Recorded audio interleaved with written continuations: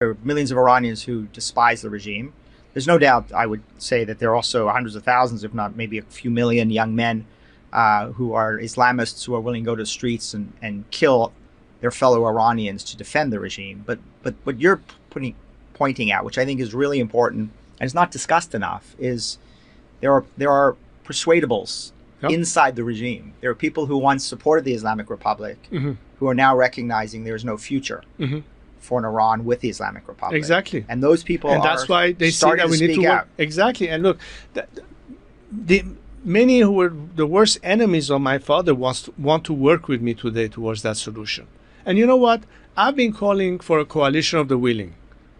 And I want to simplify one question, if I may.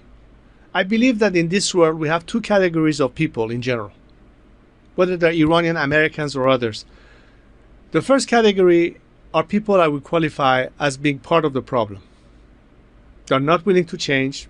They're hell-bent on their own radical ideas. They're not willing to compromise.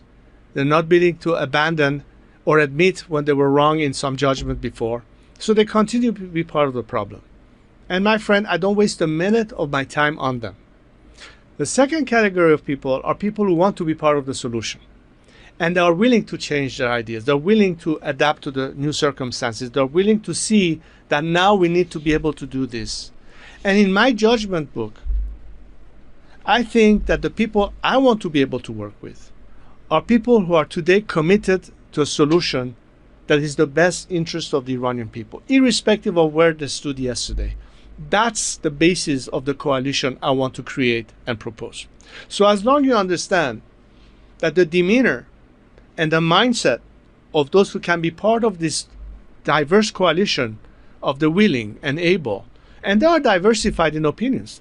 There are representatives of the left, of the center, of the right. There are Republicans, there are monarchists. But the issue for us is to achieve the ultimate goal of democratization in Iran on three key fundamental elements. Iran's territorial integrity, which is very important to us. The issue of human rights as a matter of principle and values and systems and laws. And of course, secular democracy, which means the clear separation of religious from governments.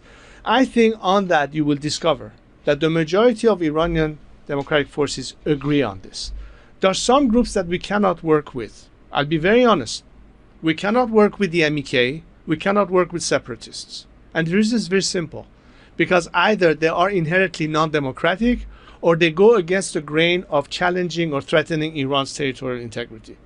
I'll be very honest with you. I cannot work with these two groups, but I can work with every other groups, including those who were at some point revolutionaries of yesteryear, but today agree that they were in the wrong path and we need to now regather forces for a better future. So that also goes to the spirit of my view of national reconciliation towards a better future. Maximizing defections from this regime to minimize the resistance against the Iranian people for that change and guarantee that the transition will be as smooth and as least costly to the nation. But I need to have that element of foreign support in this.